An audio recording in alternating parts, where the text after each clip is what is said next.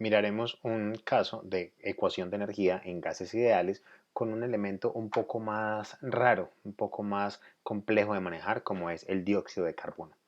En el ejercicio 309 nos dicen que tenemos un dispositivo cilindro-émbolo, o sea que el volumen no es constante, es variable, está aislado, aislado significa que no hay transferencia de calor, y nos dicen que contiene 0.3 metros cúbicos de dióxido de carbono a 200 kilopascales y 27 grados centígrados. Nos dice que este sistema se conecta a un interruptor eléctrico y una fuente de 110 voltios suministra corriente eléctrica a un calefactor eléctrico dentro del cilindro durante un tiempo de 10 minutos. La presión es constante durante el proceso, esta es la forma de ir desde el punto 1 hasta el punto 2, y mientras tanto se duplica el volumen. Nos piden que determinemos la corriente que pasa por el calefactor eléctrico. Haremos este ejercicio de dos maneras diferentes, manejando la ecuación de energía a través de las tablas o manejando la ecuación de energía a través de la aproximación. Lo primero que hacemos es plasmar los datos que nos brinda el ejercicio directamente en nuestra tabla. Lo primero que nos da es el volumen, un volumen de 0.3 metros cúbicos. Nos dicen que es dióxido de carbono a 200 kilopascales y nos dicen que tenemos una temperatura de 27 grados centígrados. Ya sabemos que estos 27 debemos colocarlo en Kelvin sumándole 273. Perfecto. Y nos dicen que es dióxido de carbono, necesitamos encontrar la R. Por eso nos vamos directamente a nuestra tabla y buscamos en el dióxido de carbono la R. Y la constante del gas nos dice que es de 0.1889. Eso es lo que nos dicen. Vamos a manejar ahora nuestro segundo estado, lo que nos dicen. Evidentemente la R va a ser constante. Evidentemente la masa tiene que ser constante. Está de aquí arriba. Y nos dicen que es a presión constante. Por ende, esta presión también la conoceremos. Miramos nuestra primera parte y vemos que la única incógnita es la masa. Podemos despejar la masa de esta ecuación. Sabemos que la masa va a ser igual a la presión multiplicado por el volumen y esto dividido entre la R y la T que ya tenemos en Kelvin. Perfecto. Y en nuestro segundo estado, pues simplemente la temperatura es desconocida. La temperatura es desconocida. Y nos dicen que el volumen se duplica. Entonces vamos a tener que es 2 veces nuestro volumen. Perfecto. Encontramos entonces que en nuestro segundo estado solamente tenemos una incógnita y podemos encontrar nuestra temperatura. Simplemente la despejamos. Tenemos nuestro despeje.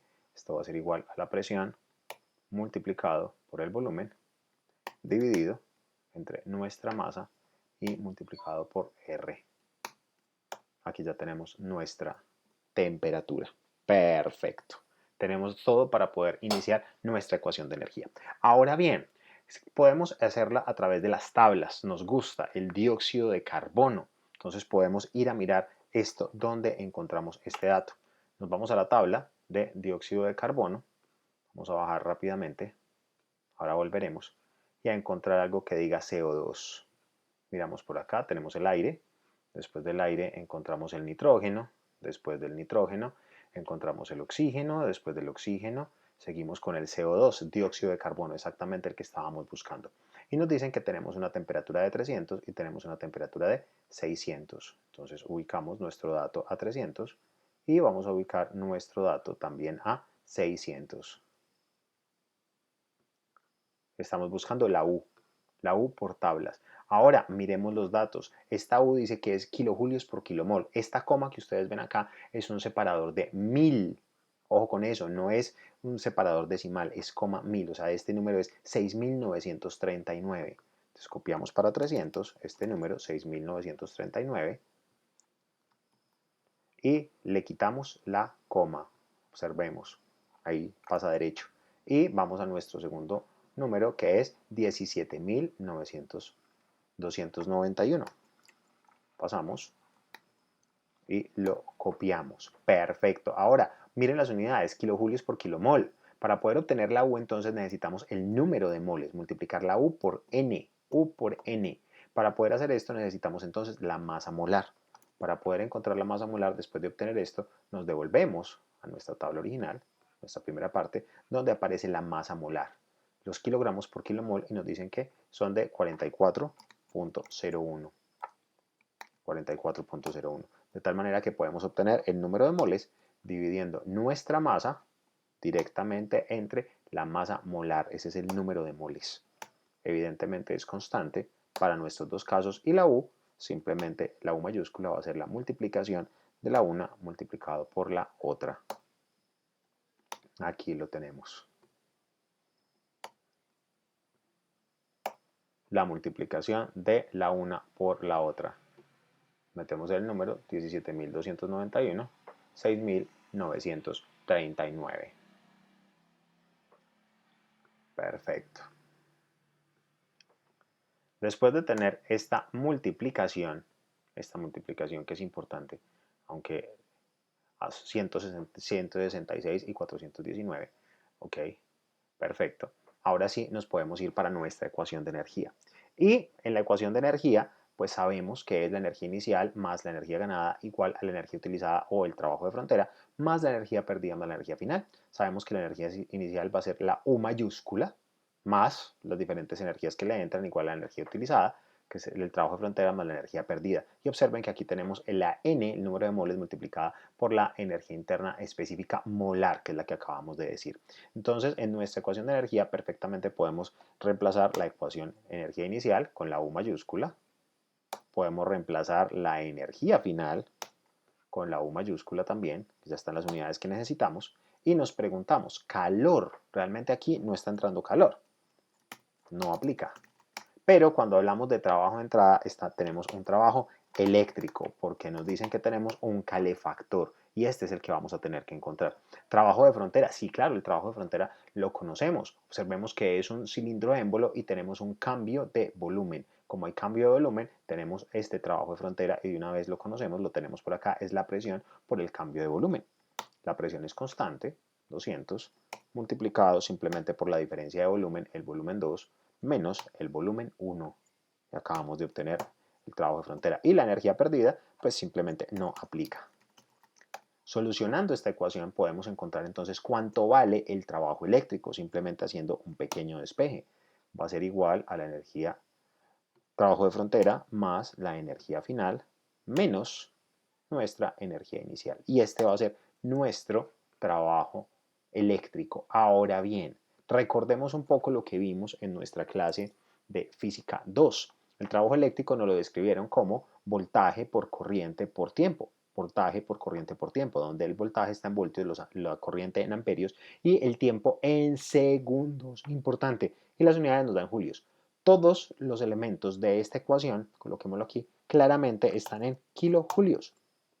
Por ende, nuestro término de energía eléctrica también tiene que estar en kilojulios, y por eso es importante que lo dividamos entre 1000. Por ende, este numerito, 3009.041, es igual al voltaje por la corriente por tiempo. Hasta ahí lo tendríamos en julios y simplemente lo dividimos entre 1000 para que nos dé dimensionalmente corriente entre kilojulios. De aquí entonces nosotros podemos hallar nuestra incógnita que nos están pidiendo, que es la corriente. Nos piden la corriente, solamente debemos despejarla ahí, teniendo en cuenta que el tiempo va a estar en segundos. Entonces simplemente despejemos nuestra corriente y sabemos que la corriente pues va a ser a nuestro trabajo multiplicado por 1000, dividido por nuestro voltaje, y el voltaje nos están diciendo que es de 110, y dividido por el tiempo, y el tiempo dijeron que eran 10 minutos, pero debemos pasarlo a segundos, o sea que lo multiplicamos por 60. Y aquí simplemente vamos a obtener el valor de nuestra corriente. Este es el valor de la corriente, lo que nosotros estábamos buscando. Y acabamos de solucionar este ejercicio, la corriente está en amperios, a través de las tablas. Ahora bien, podríamos haber solucionado este ejercicio a través de otra forma. Sí, a través de la ecuación de energía por aproximación, como lo vimos en algún ejemplo pasado. Simplemente planteamos nuestra ecuación de energía, aquí la tenemos, exactamente lo mismo, U inicial más las energías de entrada igual a las energías utilizadas, que es el trabajo de frontera, más la energía perdida, y esto más la U final. Despejamos la U, nos queda en forma de delta U, y esa delta U sabemos que es la masa por la energía interna específica final menos la inicial. Incluso esto lo podemos tener de forma molar, no hay ningún problema. Igualmente va a ser igual a la masa por el C sub B multiplicado por la temperatura final menos la temperatura inicial. Entonces miremos lo que conocemos. Q de entrada, lo habíamos dicho, no aplica. Trabajo de entrada es el trabajo eléctrico, que es el que necesitamos encontrar. Trabajo de frontera, pues ya lo acabamos de encontrar por aquí, podemos copiar lo mismo. Es este de acá, el 60. Energía perdida no aplica. Y podemos trabajar con las masas. Y la masa simplemente la traemos de nuestro dato original. Sabemos cuánto vale la masa. C sub B promedio todavía no lo tenemos, pero la temperatura final sí, que es de 600. Y la temperatura inicial, pues la podemos traer, que sabemos que es de 300. Aquí en este caso solamente nos queda haciendo falta el C sub B promedio. Como lo vimos en el ejercicio pasado, necesitamos ir a una tabla para esto. Y nos vamos a la tabla del dióxido de carbono. Entonces nos vamos por acá, el dióxido de carbono, y miramos en nuestra tabla si por aquí tenemos alguno que diga dióxido de carbono. Sí, señor, aquí tenemos dióxido de carbono. Simplemente vamos a mirar los datos. ¿Cuál es el valor a 300 del C sub V? 300, lo tenemos por acá. ¿Y cuál es el valor a 600, que es nuestra segunda temperatura? Lo ponemos por acá, 600, y obtenemos nuestros valores de C sub V. El primero va a ser de punto 645, punto 657, perdón, y punto 886. La temperatura promedio nos interesa bastante. Miremos la temperatura promedio cuánto es.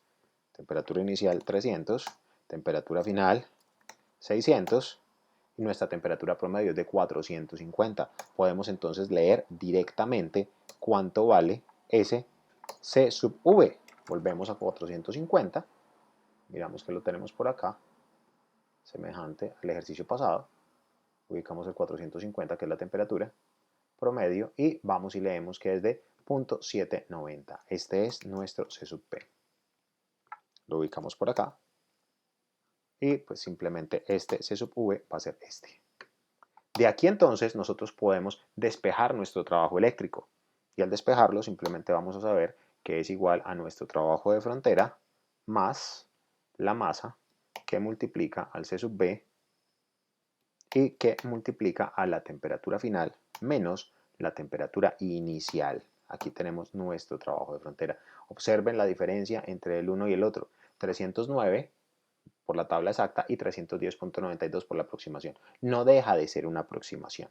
Simplemente aquí, como nos piden la corriente, la podemos encontrar de la misma manera, simplemente despejando. Sabemos que nuestro despeje va a ser igual a nuestro trabajo, que ya está en kilojulios. A esto lo vamos a multiplicar por 1000 y lo vamos a dividir por nuestro voltaje, que es de 110, 110, 110, y lo vamos a multiplicar por nuestro tiempo, y el tiempo fueron 10 minutos y lo tenemos que poner en segundos, por eso lo multiplicamos por 60, y aquí obtenemos nuestra respuesta, simplemente por el lado de aproximación. Esto nos da en amperios.